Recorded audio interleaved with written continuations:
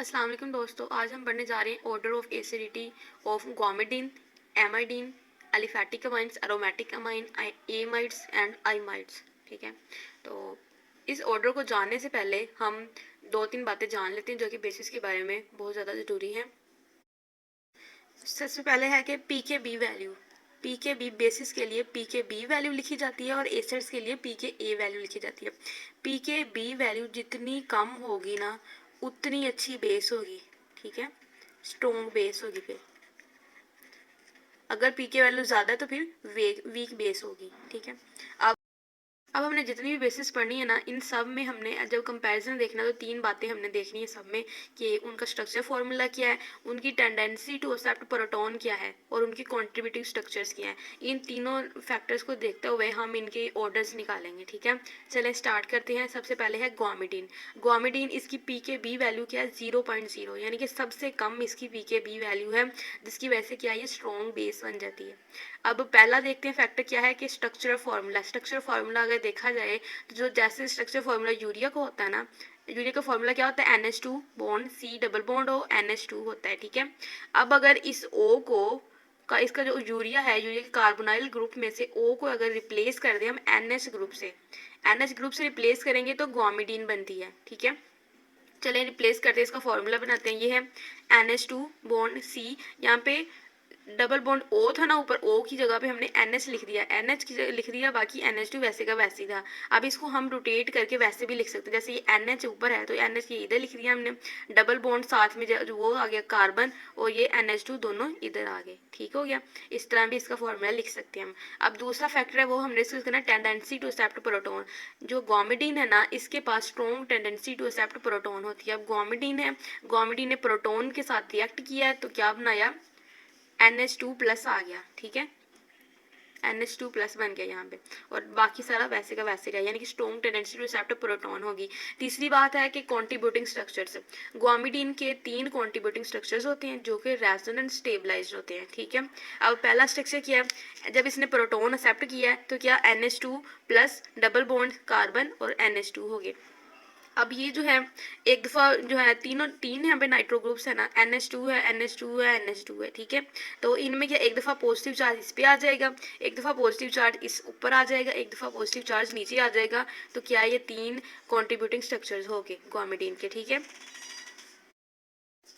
अब देखना है कि जितने ज़्यादा कॉन्ट्रीब्यूटिंग स्ट्रक्चर्स होंगे ना, यानी कि number of equally contributing structures जितने ज़्यादा होंगे उतनी स्टेबिलिटी ऑफ द मॉलिक्यूल आइन ज़्यादा होगी। ठीक है, कॉन्ट्रीब्यूटिंग स्ट्रक्चर जितने ज़्यादा उतनी ज़्यादा स्टेबिलिटी और उतनी ज़्यादा स्ट्रॉन्ग बेस हो जाएगी। ठीक है, इस सीक्वेंस से क्या ग्वामिडीन सबसे स्ट्रॉन्ग बेस होगी। अब नेक्स्ट हम बात करते हैं एमाइडीन की। अब हम बात करते हैं अमाइडीन की। अमाइडीन, इसकी पी के बी वैल्यू कितनी है? 1.6 है इसकी पी के बी वैल्यू। बाकी अब फिर से हमने वही 3 फैक्टर्स देखने, एक फॉर्मूला, इसका स्ट्रक्चर फॉर्मूला देखना है, दूसरी हमने इसकी टेंडेंसी टू एक्सेप्ट प्रोटॉन देखने, तीसरे हमने इसके कॉन्ट्रीब्यूटिंग स्ट्रक्चर्स देखने। तो सबसे पहले क्या स्ट्रक्चर फॉर्मूला इसका है कार्बन, ऊपर कोई भी अल्काइल ग्रुप, और यहाँ पे डबल बॉन्ड NH और इधर NH2 आ गया। ठीक है, R की जगह पे कोई भी अल्काइल ग्रुप, जैसे हम फर्ज करेंगे CH3 हमने लगा लिया तो CH3 लगाएंगे तो ये इस तरह इसका स्ट्रक्चरल फार्मूला बन जाएगा। ठीक है, अब दूसरी बात क्या हमने करनी है कि इसकी एक greater tendency to accept proton है बट लेस देन ग्वामिडीन, यानी कि इसकी टेंडेंसी टू एक्सेप्ट प्रोटॉन तो है, ज़्यादा है, लेकिन ग्वामिडीन की निस्बत कम है, यानी कि ऊपर वाले की निस्बत ये कम है। ठीक है, तो इसने क्या अमाइडीन है, अमाइडीन ने क्या प्रोटॉन एक्सेप्ट किया, प्रोटॉन एक्सेप्ट किया तो यहाँ पे NH था ना, NH ने क्या बन जाएगा? NH2 प्लस बन जाएगा यहाँ पे। ठीक है, एक्सेप्ट कर लिया इसने प्रोटॉन। अब इसकी तीसरी बात देखने कॉन्ट्रीब्यूटिंग स्ट्रक्चर्स। कॉन्ट्रीब्यूटिंग स्ट्रक्चर्स अमाइडीन के 2 हैं और दोनों के दोनों क्या है? रेजोनेंस स्टेबलाइज्ड है। ठीक है, एक दफ़ा यहाँ पे 2 NH2 लगे ना, एक इधर है एक इधर है, एक दफ़ा पॉजिटिव चार्ज इस वाले पे आ जाएगा, दूसरी दफ़ा पॉजिटिव चार्ज इस पे आ जाएगा। ठीक है, CH3 पे पॉजिटिव चार्ज नहीं जाएगा। 2 ही इसके कॉन्ट्रीब्यूटिंग स्ट्रक्चर्स हैं। अब ऊपर वाले के कितने? 3 कॉन्ट्रीब्यूटिंग स्ट्रक्चर्स। जितने ज़्यादा कॉन्ट्रीब्यूटिंग स्ट्रक्चर होंगे उतनी ज़्यादा स्टेबल होगी बेस, उतना ज़्यादा स्ट्रॉन्ग बेस होगी। अब इसके ऊपर वाले की निस्बत 2 कॉन्ट्रीब्यूटिंग स्ट्रक्चर्स हैं, तो यानी कि ये उसकी स्टेबिलिटी कम हो गई ऊपर वाले की निस्बत, ग्वामिडीन की निस्बत, तो ये उससे कम होगी बेस। ठीक है, स्ट्रॉन्ग बेस होती है ये भी, लेकिन ग्वामिडीन से कम होती है, बट लेस देन ग्वामिडीन। ठीक है, अब हम बात करते हैं एलिफैटिक अमाइंस की। एलिफैटिक अमाइंस, एलिफेटिक अमाइंस कौन सी होती हैं कि जिनके अंदर अल्काइल चेन लॉन्ग होती है, यानी कि इसमें हम कोई भी लिख सकते हैं CH3 CH2 NH2, जितने मर्जी CH3 CH2 CH2 CH2 निकाल लें। साथ में क्या अमाइंस है, अमाइंस का मतलब क्या NH2 ग्रुप लगेगा, ठीक है, NH2 ग्रुप लगेगा। तो यहाँ पे नाइट्रोजन है ना, नाइट्रोजन के ऊपर क्या है, ये लोन पेयर ऑफ इलेक्ट्रॉन्स है। दो फैक्टर्स इसमें देखेंगे ना, एक इंडक्टिव फैक्ट और एक रेजोनेंस इफेक्ट देखेंगे। इंडक्टिव फैक्ट के हवाले से क्या CH3 CH2 यानी कि अल्काइल चेन लगी है, जिसकी वजह से ये क्या इलेक्ट्रॉन डोनेटिंग बन गया। इलेक्ट्रॉन डोनेटिंग जब होगा तो हमेशा पॉजिटिव इंडक्टिव फैक्ट शो करते हैं, ठीक है। अब हमने सीक्वेंस बनाते जाना है कि जब ये क्या इलेक्ट्रॉन डोनेटिंग है यानी कि पॉजिटिव इंडक्टिव फैक्ट है, इलेक्ट्रॉन डोनेट करेगा, देखिए ये इलेक्ट्रॉन डोनेट करेगा तो क्या इलेक्ट्रॉन डेंसिटी जो है ना ये नाइट्रोजन पे ज़्यादा हो जाएगी, यानी कि डोनेट कर देंगे अपने सारे इलेक्ट्रॉन, जिसको इलेक्ट्रॉन डेंसिटी नाइट्रोजन पे ज़्यादा हो जाएगी, ठीक है। इलेक्ट्रॉन डेंसिटी ज़्यादा होगी तो क्या होगा, lone pair more available for proton, ठीक है, लोन पेयर्स ये इजीली दे सकता है। अब क्या इस वजह से बेसिसिटी इसकी इंक्रीज हो जाएगी। दूसरी इसकी रीज़न क्या है, दूसरी रीज़न ये है कि नो रेजोनेंस इफेक्ट, यानी कि जो नाइट्रोजन के ऊपर जो लोन पेयर है ये लोकलाइज्ड होगा, ठीक है। वैसे आपको बताती हूँ कि जो रेजोनेंस फैक्टर होता है ना वो हमेशा एसिड्स को स्ट्रॉन्ग करता है, ठीक है, एसिड को स्ट्रॉन्ग करता है लेकिन बेस को वीक करता है। चूंकि इसके अंदर रेजोनेंस मौजूद नहीं है जिसकी वजह से क्या लोन पेयर ऑफ नाइट्रोजन जो है ना वो क्या लोकलाइज्ड हो जाएंगे, लोकलाइज्ड होंगे, मूव नहीं करेंगे। लोकलाइज होने की वजह से क्या गुड बेस होती है ये, ठीक है, यानी कि इसकी बेसिसिटी इंक्रीज हो जाएगी यहाँ पे, ठीक हो गया। अब इसकी पीके बी वैल्यू क्या 3.33 है, यानी कि ऊपर ग्वामिडीन की वैल्यू और जो अमाइडीन हमने पढ़ा था उनकी निस्बत इसकी पीके बी वैल्यू ज़्यादा है, यानी कि पीके बी वैल्यू जब ज़्यादा होती है तो वीक जो है ना वो लेस बेसिक वीक हो जाता है या फिर लेस बेस हो जाएगी, लेस बेसिक, ओके। अब हम बात करते हैं एनिलीन की। एनिलीन क्या होती है, रिंग स्ट्रक्चर होता है ना इसका, ये इसका स्ट्रक्चर क्या है, बेंजीन ऊपर क्या NH2 ग्रुप हुआ है, ये रिंग स्ट्रक्चर हो गया, और यानी कि ये एरोमेटिक अमाइंस हो गए, ठीक है। एनिलीन क्या है, एरोमेटिक अमाइन है, इसकी पीके बी वैल्यू क्या है 9.38, जितनी ज़्यादा पीके बी वैल्यू ज़्यादा होगी वैसे ही लेस बेसिक होता जाएगा ये, ठीक हो गया। अब इसका स्ट्रक्चर देखते हैं, स्ट्रक्चर क्या है, बेंजीन लगा के ऊपर NH2 ग्रुप लगा देना है, ठीक है। अब इसके कॉन्ट्रीब्यूटिंग स्ट्रक्चर्स हैं, कॉन्ट्रीब्यूटिंग स्ट्रक्चर्स इसके कितने हैं, 5 हैं, यानी कि इसके अंदर रेजोनेंस हो रही है, ठीक है। पहले जो स्ट्रक्चर्स है ना यहाँ पे बॉन्ड है इधर और इधर है, अब अगले वाले में क्या है, बॉन्ड की जो है ना पोजीशन चेंज हो गई, यानी कि इधर है तो बॉन्ड इधर आ जाएगा, ये वाला बॉन्ड इधर आ जाएगा, ठीक है, ये वाला इधर, देखें यहाँ पे ये क्या दोनों फिर इक्वली कंट्रीब्यूट करेंगे क्योंकि पोजीशन इनकी चेंज हुई है। लेकिन जो अगले तीनों है ना, ये तीनों हैं, तीनों में क्या हो रहा है कि जो है ना लोन पेयर ऑफ इलेक्ट्रॉन है ये क्या है, यहाँ पे शिफ्ट होगा, ये बॉन्ड यहाँ पे शिफ्ट होगा तो क्या नेगेटिव चार्ज आ जाएगा, ठीक है, नेगेटिव चार्ज आएगा इस पोजीशन पे। फिर एक दफ़ा जब ये बॉन्ड ये यहाँ पे शिफ्ट होगा और ये वाला बॉन्ड यहाँ पे शिफ्ट होगा तो क्या नेगेटिव चार्ज इस पोजीशन पे आ जाएगा। फिर इस नेगेटिव चार्ज ने यहाँ से मूव करना, यहाँ बॉन्ड शिफ्ट होगा यानी यहाँ पे बॉन्ड बन जाएगा, और ये जो बॉन्ड है यहाँ पे शिफ्ट होगा तो यहाँ पे नेगेटिव चार्ज आ जाएगा, देखिए नेगेटिव चार्ज आ गया, ठीक है।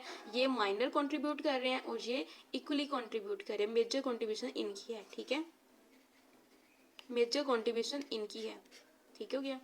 अब ये जो एनिलीन के ऊपर चार्ज है ना, चार्ज क्या है, पूरे रिंग के ऊपर इसने ट्रांसफर हो जाना है, यानी कि ये चार्ज देखें यहाँ पे रिंग के ऊपर ट्रांसफर हो रहा है ना, जिसकी वजह से क्या है, नाइट्रोजन के ऊपर तो इलेक्ट्रॉन डेंसिटी कम हो रही है ये, लेकिन रिंग के ऊपर बढ़ रही है, ठीक है, इलेक्ट्रॉन डेंसिटी रिंग के ऊपर इंक्रीज हो रही है, यानी कि ये जो है डी लोकलाइज हो रहे हैं, जो नेगेटिव चार्ज हैं देखें रिंग के ऊपर आए, यानी कि डी लोकलाइज होता है, रिंग हो गया चार्ज इसका, ठीक है, जिसकी वजह से डी लोकलाइज जब भी होता है, डी लोकलाइज से वीक बेस हो जाती है।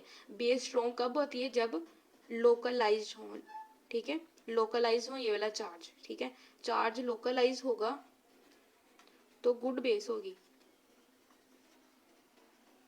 ठीक है। अगर डी लोकलाइज होता है, डी लोकलाइज होने से एसिड तो स्ट्रॉन्ग होगा लेकिन बेस जो है ना वो हमेशा वीक होगी, ओके।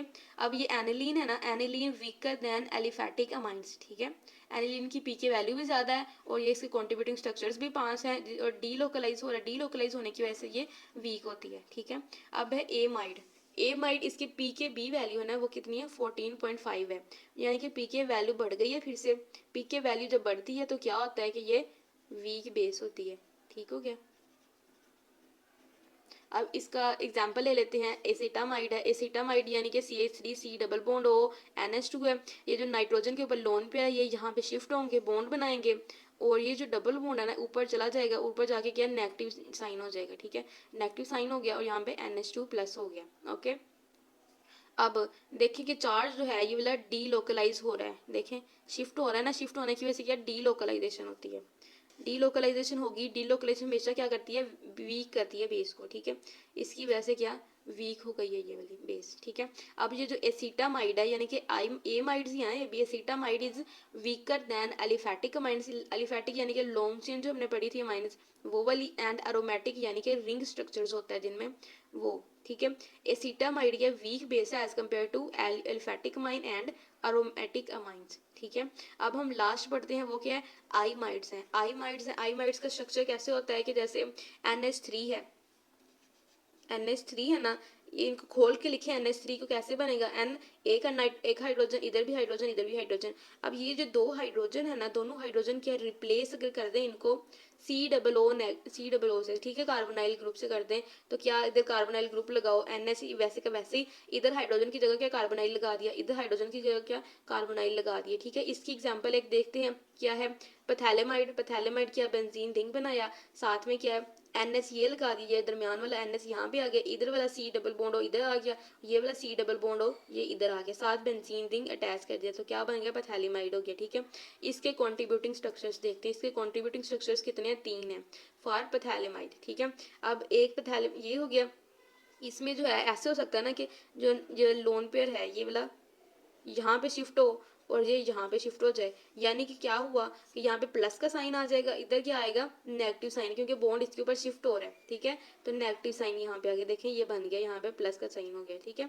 अब एक कंडीशन ये भी हो सकती है कि जो लोन पेयर है, लोन पेयर इधर को भी मूव कर सकता है और यहाँ पे भी शिफ्ट हो सकता है ये वाला, ठीक है, जिसकी वजह से क्या ये वाला यहाँ पे नेगेटिव साइन आ गया, यहाँ पे NH पे पॉजिटिव साइन, नीचे डबल बॉन्ड आ गया, ठीक है।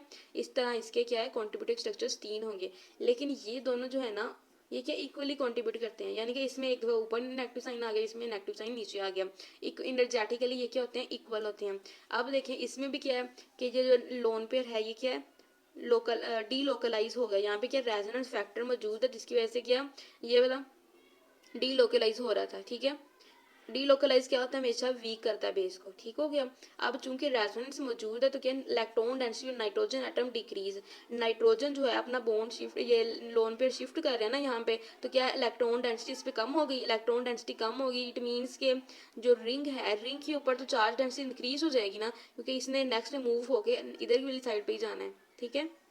तो यहाँ पे क्या है इलेक्ट्रॉन डेंसिटी नाइट्रोजन क्या है कम हो गई है। अब remove proton with strong base, ये क्या स्ट्रॉन्ग बेस के साथ जब रिएक्ट करेगा ना तब ये अपना प्रोटॉन देगा, ठीक है, क्या है act as a weak acid, ये वीक एसिड के तौर पे एक्ट करता है, नो बेसिसिटी, इसमें कोई बेसिसिटी नहीं होती बल्कि ये वीक एसिड के तौर पे रिएक्ट करता है, ठीक हो क्या।